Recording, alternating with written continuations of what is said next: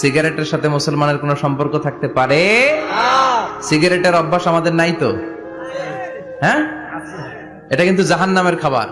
খেয়াল রাখবেন, সুগন্ধি সুগন্ধি this is the sign of paradise. সুঘ্রাণ এটা হচ্ছে জান্নাতের আলামত, আর ধোঁয়া এটা জাহান্নামের আলামত।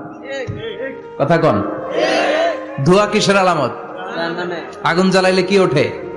ধোঁয়া ওঠে। সিগারেট খেলে কি ওঠে? পৃথিবীতে এই একটা মাত্র খাবার আছে যেটা টয়লেটে বসে খাওয়া যায়। কথা বলেন, খাওয়া যায় না? টয়লেটে বসে খায়। আর পৃথিবীতে এই একটা মাত্র খাবার পণ্য, যেই পণ্যের উপরে লেখা থাকে সংবিধিবদ্ধ সতর্কীকরণ, স্মোকিং কজেস ক্যান্সার, ধূমপান কর্কট রোগের কারণ, মানে ক্যান্সার রোগের কারণ। তার মানে এই পণ্যটা খেলে ক্যান্সার হয়। পৃথিবীতে আর কোন পণ্যের গায়ে এরকম লেখা থাকে না যে এটা খাইলে এই রোগ হয়। ফর এন এক্সাম্পল, বাজারে এক বিস্কুট আসছে। কি আসছে? এই বিস্কিটের গায়ে লেখা, এই বিস্কিট যদি কোনো বাচ্চা খায় ওই বাচ্চা ডায়রিয়াতে মারা যাবে, উপরে লেখা। কিনবেন? কথা বলেন, কি বলবেন? তোর বিস্কুট তুই খা, তোর বলা মরুক। কথা বলেন। কিন্তু সিগারেট এমন একটা পণ্য যেটার গায়ে লেখা থাকে যে এটা খেলে মানুষ মরে, তারপরও মানুষ খায়। সিগারেট হয় টোবাকো প্ল্যান্টস থেকে, তামাক পাতা থেকে। কোত্থেকে? তামাকের চাষ টাস কমে গেছে না?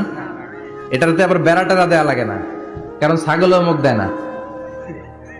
কথা বলেন। তো যেটাতে ছাগলও মুখ দেয় না, এটা কি মুমিন বান্দা মুখ দিতে পারে? জোরে বলেন। এই ধোয়ার কারণে আপনার লাংস শেষ হয়ে যাবে। লাং যেটা দিয়েছে আল্লাহ, ফুসফুস, এটা শেষ। এটার ভেতরে একটা পয়জন আছে, নিকোটিন। কি বলে? এই নিকোটিন আপনাকে শেষ করে দিবে। প্রতি বছর গোটা বিশ্বে এই নিকোটিনের কারণে হাজার হাজার মানুষ মরে যারা স্মোকিং করে। এজন্য স্মোকিং এর সাথে আমাদের কোনো সম্পর্ক থাকতে পারে? তো স্মোকিং তো অনেক পাতলা বিষয়। এখন স্মোকিং কে ছাড়িয়ে ইয়াবা, গাঞ্জা, মারিজুয়ানা, ফেন্সিডিল এগুলো আছে না নাই? এই যে কি একটা আসলো ইয়াবা, এটা পেঁয়াজের ভিতরেও পাওয়া যায়। মানে পেঁয়াজ ভেঙে এটার ভিতরে ইয়াবা নিয়ে আসে, আলু কাইটা ভিতরে ইয়াবা নিয়ে আসে, লাউয়ের ভিতরে ইয়াবা বইরা নিয়ে আসে। দেখা যায় লাউ কেটে দেখা যায় ইয়াবা আছে না নাই?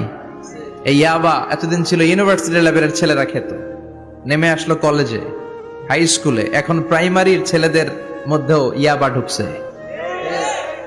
দেশ কোন ভয়ঙ্কর অবস্থায় দাঁড়িয়ে আছে, হুঁশ নাই আমাদের। সামনে নির্বাচন তো, এখন খালি আমার ভাই তোমার ভাই আছে না নাই? খবরদার, যোগ্য সৎ ইসলামপন্থী লোক দেখে আমরা নির্বাচনে ভোট দিব। চিল্লায় বলেন ঠিক কিনা? আমরা দলাদলি বুঝি না, বিএনপি, আওয়ামী লীগ, জামাত ইসলাম, জাতীয় পার্টি কিচ্ছু বুঝি না। যে এলাকায় ইসলামপন্থী লোক থাকবে, আল্লাহ ভীরু, খোদা ভীরু, জনগণকে ভালোবাসে, মাটিও মানুষের নেতা, এরকম দেখে আমরা ভোট দিব। রাজি আছেন তো? কারণ ভোট কিন্তু আমানত। আমানতের ব্যাপারে জিজ্ঞেস করবে কে? কথা কন। এজন্য আমার ভোট আমি দেব, যারে খুশি তারে দেব না। আমার ভোট আমি দেব ইসলামপন্থী দেখে দেখে যোগ্য প্রার্থীকে দেব। চিৎকার করে বলেন ঠিক কিনা?